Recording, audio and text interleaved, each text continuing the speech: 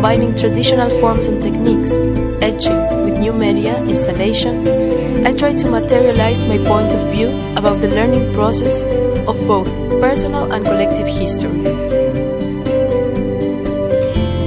Esta obra en particular tiene que ver con dos fachadas, que era lo único que tengo en fotos de la sinagoga del pueblo de Krinki en Polonia de mis abuelos. Y bueno, fue como reconstruir, y por eso se llama Reconstrucción la obra, fue como reconstruir desde lo imaginario y sensorial un poco qué era ese espacio. También hija de padres arquitectos, el abrir los planos de esta sinagoga que se vuelven a armar en la pieza de acrílico, fue también casi un juego lúdico y con este espacio que ya no existe, o que existe pero ha cambiado su uso. Bueno, las técnicas también, un poco involucra el tapiz y involucra también el acrílico, que es una constante en mi trabajo y que me permite jugar con las transparencias, y que también el acrílico surge un poco del grabado y en los comienzos del grabado en acrílico surgió como imposibilidad de trabajar en materiales más costosos que eran difíciles de conseguir, como ser el cobre acá en Uruguay para planchas de grabado. Entonces empezando a trabajar esas líneas en acrílico, y después dándome cuenta que el acrílico en sí mismo es una técnica y un lenguaje de por sí que me encantaba la idea de volverlo a explorar y bueno, jugar con las transparencias, jugar con la posibilidad de las placas mismas como obras en sí. Y un poco esta obra también dialoga con la línea, que es todo una obra hecha en acrílico y que es con lo que más he venido trabajando. Elian parte de un mundo cultural muy vasto. Lo digo casi de memoria, está escrito en el catálogo y hay horas de conversación. Desde niña era una dibujante compulsiva, digamos, lo así, más o menos. Y fue muy estimulada a hacerlo, a diferencia quizás de tantos ejemplos que este tipo de tendencias no se recogen familiarmente en devolución de estímulos a un chico. O sea que cuando hablamos de su juventud, hablamos de una juventud, pero estamos hablando de muchos años para atrás, de cursos y de inquietudes.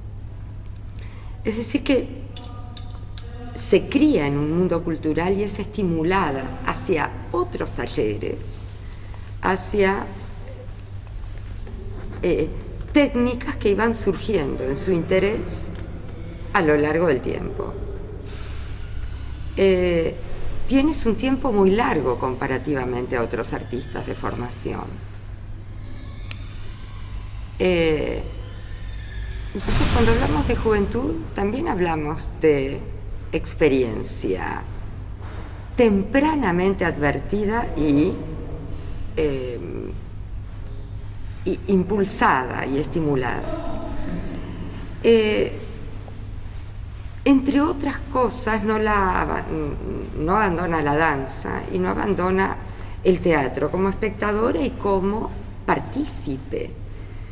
Los tapices tienen algo de telones. Hay muchos artistas en la historia del arte nacional que discurrieron en planos amplios, con mirada lejana,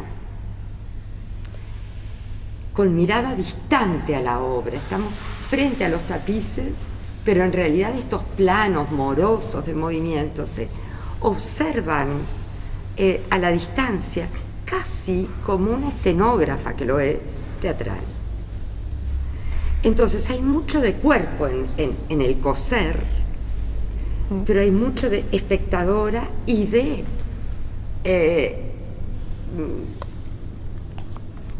formando parte, no solamente visual y conceptual o receptor de una obra, sino también de la mirada escenográfica teatral. Indeed, I believe that history is not linear, that it's made of the simultaneous superposition of different periods, that it's a spiral constantly changing.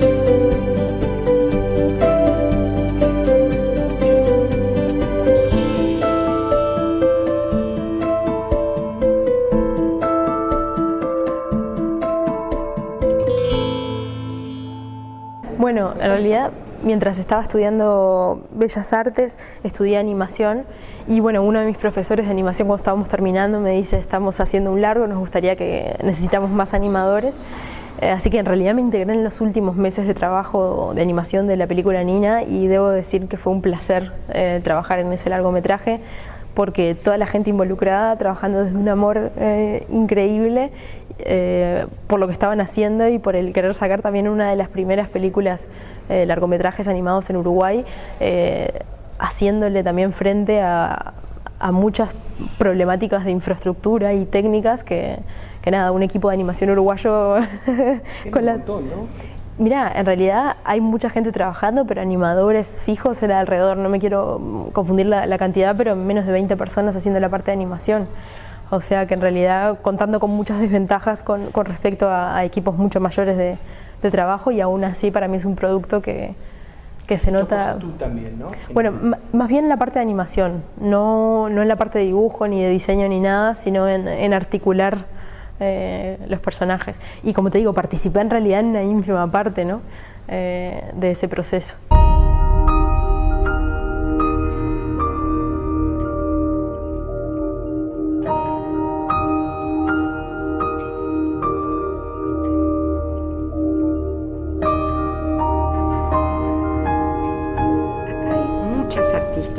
En una o muchos recorridos. Cuando tú hablabas de influencias plásticas, hay también influencias ideológicas de historiadores y politólogos que en esta y literatura, bueno, fundamental. Enfrente a nosotros hay un poema, uno de tantos, de un libro que publica, hay muchos más que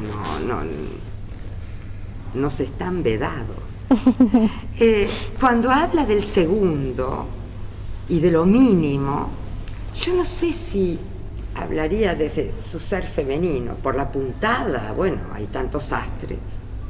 Es una obra en particular, esta primera, que es la única que tiene nombre propio, que se llama Rebeca, que es en honor a mi abuela, que además falleció durante mi abuela turca, nacida mi abuela en realidad, bueno, los padres turcos, nacida en Uruguay, en el Hacha, en el bar El Hacha, que en su momento tenía un segundo piso donde vivían muchas familias inmigrantes juntas, y nació ahí mismo. Pero bueno, volviendo a mi abuela, falleció durante el proceso de esta muestra, y este tapiz es hecho solo con la ropa de mi abuela, que ella cosía.